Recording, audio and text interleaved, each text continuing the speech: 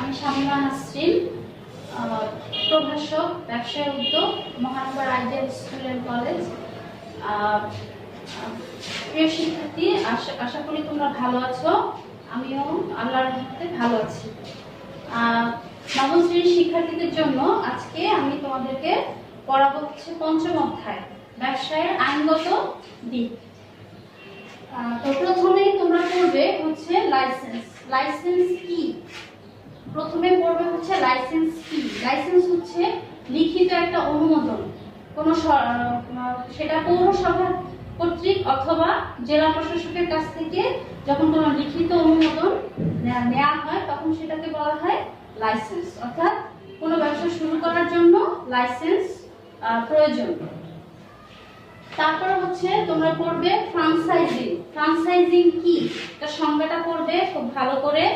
ফ্রাঞ্চাইজিং হচ্ছে যে কোনো খ্যাতনামা কোম্পানির নাম, কোনো খ্যাতনামা কোম্পানির পণ্যের নাম ব্যবহার করা অথবা পণ্যটা তৈরি অথবা বিক্রি করাকে বলা হয় ফ্রাঞ্চাইজিং।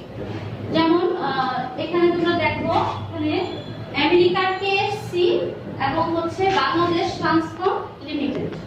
হ্যাঁ, আমেরিকার কেএফসি হচ্ছে আমেরিকার হচ্ছে এটা উদ্ভাবক, আর বাংলাদেশ ট্রান্সকম লিমিটেড এই পণ্যটা তারা কি করছেন, এই পণ্যটা তারা ওখান থেকে এনে তারপর হচ্ছে পণ্যটা তৈরি করছে এবং বিক্রি বা ব্যবহার করে নির্দিষ্ট পরিমাণ আয় উপার্জন করছে।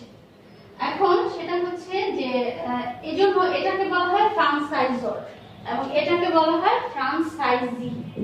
ঠিক আছে, তাহলে এটা হচ্ছে ফ্রাঞ্চাইজি। এটা সংজ্ঞাটা পড়বে খুব ভালো করে। অর্থাৎ আমেরিকার কেএফসি পণ্য বাংলাদেশ ট্রান্সকম লিমিটেড সেই পণ্যটা তৈরি করে সেটা আমাদের দেশে সেই পণ্যটা বিক্রি করছে, সেজন্য এটাকে বলা হবে ফ্রাঞ্চাইজর এবং বাংলাদেশ ট্রান্সকম লিমিটেড এটা হচ্ছে ফ্রাঞ্চাইজি। ফ্রাঞ্চাইজিং এর এরকম আরো বেশ কয়েকটা উদাহরণ আছে, সেটা হচ্ছে যেমন ধরো ব্যান্ড বক্স, তারপর হচ্ছে কেএফসি, তারপর হচ্ছে কেনটাকি, এগুলো তোমরা পড়বে। এই উদাহরণগুলো খুব বেশি আসে এবং এই সংজ্ঞাগুলো ভেরি ইম্পর্টেন্ট। এই অধ্যায়টা খুব ভালো করে পড়বে, কারণ হচ্ছে এখান থেকে অলওয়েজ বোর্ডে একটা দুটো কোশ্চেন তোমরা পাবে। আচ্ছা, নেক্সট তোমরা পড়বে হচ্ছে মেধা সম্পদ। মেধা সম্পদটা কি? মেধা সম্পদ হচ্ছে মেধা এবং মনন দ্বারা সৃষ্ট সম্পদকে মেধা সম্পদ বলা হয়। সাপোজ ধরো পেটেন্ট, তারপরে হচ্ছে ট্রেডমার্ক, তারপরে হচ্ছে অথবা তুমি বলতে পারো যে কপিরাইট, এগুলোকে বলা হয় মেধা সম্পদ। এগুলো উদ্ভাবকরা অনেক কষ্ট করে নিরলস পরিশ্রম করে উদ্ভাবন করে থাকেন। অর্থাৎ এই সংজ্ঞাটা পড়বে, মোটামুটি বইতে যা আছে এগুলো লেখার চেষ্টা করবে। হ্যাঁ, মেধা সম্পদ কি এই সংজ্ঞাটা খুব ভালো করে পড়বে, খুব ইম্পর্টেন্ট। মেধা এবং মনন দ্বারা সৃষ্ট সম্পদকে মেধা সম্পদ বলা হয়। এবং 26শে এপ্রিল বিশ্ব মেধা সম্পদ দিবস পালন করা হয়। ঠিক আছে, তারপর হচ্ছে তোমার পেটেন্টের সংজ্ঞাটা পড়বা। পেটেন্ট হচ্ছে যে যখন কোনো পণ্য, কোনো উদ্ভাবক কোনো পণ্য আবিষ্কার করেন তখন সেটা সেই উদ্ভাবকই যেন সেই পণ্যটা ব্যবহার করতে পারে বা তার অনুমতি ছাড়া যেন অন্য কোনো অসাধু ব্যবসায়ী এই পণ্যটা ব্যবহার করতে না পারে অথবা বাজারে ছাড়তে না পারে, তাহলে সেজন্য এই প্যাটেন্ট ধারণার উদ্ভব হয়েছে। এবং পূর্বে দেখা গেছে যে এই শিল্পোদ্যোক্তারা এই সচেতনতার অভাবে দেখা গেছে যে সেই পণ্যটা অনেক সময় নকল হয়ে বাজারে চলে আসতো। তো এখন পেটেন্ট ধারণার উদ্ভব হওয়ার জন্য আচ্ছা, এটা হচ্ছে। তারপর নেক্সট তোমরা পড়বা হচ্ছে পেটেন্ট কি।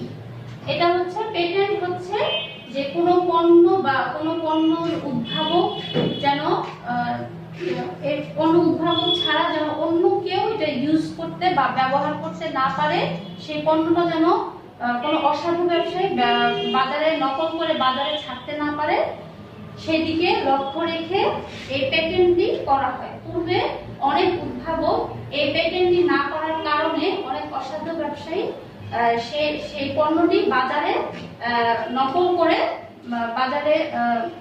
বাজারে অনেক সময় তারা দেখা গিয়েছে যে সেই উদ্ভাবকের পরিশ্রম লব্ধ আয় তার সেই অসাধু ব্যবসায়ী আয়টা উপার্জন করতে পারে।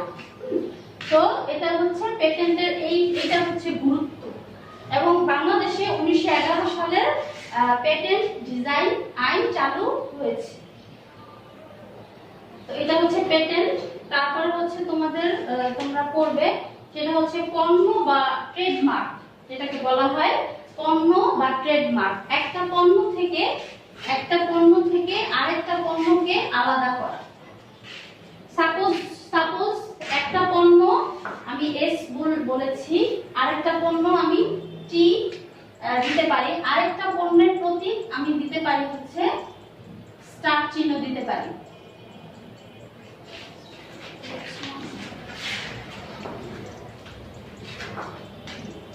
স্টার চিহ্ন দিতে পারি।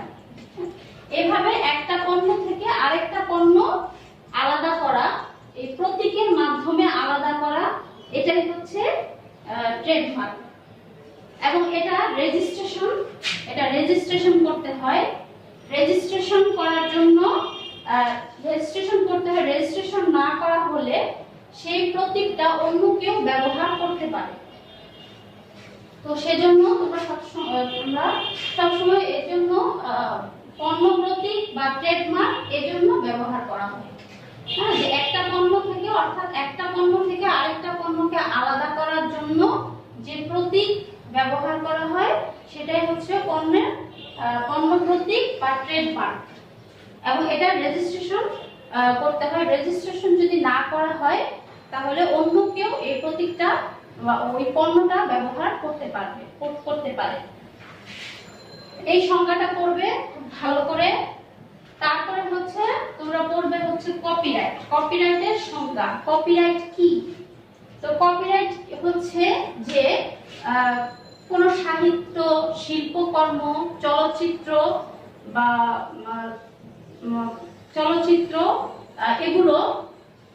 এগুলো যখন কেউ কোনো উদ্ভাবক আবিষ্কার করে থাকেন তখন বা রচনা করে থাকেন, যেন এটা অন্য কেউ ব্যবহার করতে না পারে বা অন্য কেউ নকল করে সেটা বাজারে ছাড়তে না পারে, সেজন্য এই কপিরাইট দ্বারা এটা সংরক্ষিত করে রাখা হয়।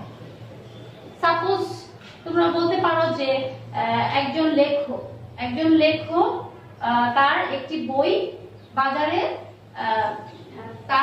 বই বাজারে যখন তিনি পাবলিশ করেন তখন সেটা তার নামে পাবলিশ করা হয়। কিন্তু অন্য কেউ, এটা যদি কপিরাইট করা না থাকে তাহলে অন্য কেউ বা অন্য কোনো অসাধু ব্যবসায়ী সেটা তার নামে নকল করে বাজারে ছাড়তে পারে। তো এটা যেন না হয় সেজন্য কপিরাইট দ্বারা এই সাহিত্য, শিল্পকর্ম এবং হচ্ছে চলচ্চিত্র এগুলোকে কপিরাইট দ্বারা সংরক্ষিত করে রাখা হয়। পেটেন্ট হচ্ছে এটা মনে রাখবে যে পেটেন্ট হচ্ছে কোন পণ্য আবিষ্কারকের উদ্ভাবকের যখন সংরক্ষিত করা হয় পেটেন্ট পদ্ধতির মাধ্যমে। আর কপিরাইট হচ্ছে সংরক্ষিত করা হয় কোন সাহিত্য, চলচ্চিত্র বা এগুলো হচ্ছে চলচ্চিত্র, তারপর হচ্ছে এখন কম্পিউটারের সফটওয়্যার, এগুলো হচ্ছে কপিরাইট দ্বারা সংরক্ষিত করা হয়। এটা হচ্ছে এই দুটা পেটেন্ট এবং কপিরাইটের মধ্যে এটা হচ্ছে পার্থক্য। তোমরা এটা খুব ভালো করে পড়বে। দুটো কিন্তু দুরকম। যেমন তুমি বলতে পারো যে হচ্ছে যে এখানে তোমাদের সৃজনশীল প্রশ্নে একটা উদাহরণ আছে যে জনাব সবুজ একজন উদ্ভাবক, তিনি দীর্ঘদিন গবেষণা করে একটা সৌরশক্তি চালিত পানি সেচের যন্ত্র আবিষ্কার করেন। এবং তাহলে পানি সেচের যন্ত্র এটা হচ্ছে মেধা সম্পদের ভিতরে এটা হচ্ছে প্যাটেন্ট। কিন্তু যদি বলা হতো যে কোন লেখক কোন বই উদ্ভাবন করেছেন বা রচনা করেছেন, এটা কিন্তু কপিরাইট দ্বারা সংরক্ষিত করা হবে। এটা হচ্ছে ডিফারেন্স এই দুটার ভিতরে। তো তোমরা এগুলো সংজ্ঞা খুব ভালো করে পড়বে, ঠিক আছে?